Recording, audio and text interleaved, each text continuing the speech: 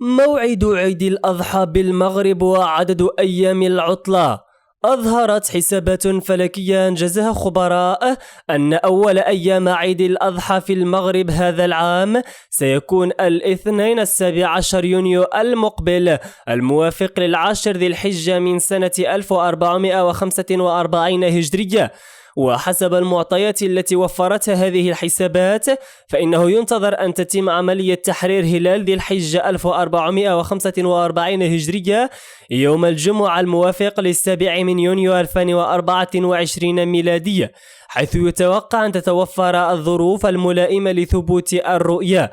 ويشار إلى أن عملية الإعلان الرسمي عن موعد عيد الأضحى المبارك تتم حصريا من طرف وزارة الأوقاف والشؤون الإسلامية. جدير بالذكر أن عطلة عيد الأضحى في المغرب ستكون لمدة 3 أيام فقط، وعليه قد تكون العطلة من يوم الاثنين 17 يونيو حتى الأربعاء 19 يونيو 2024.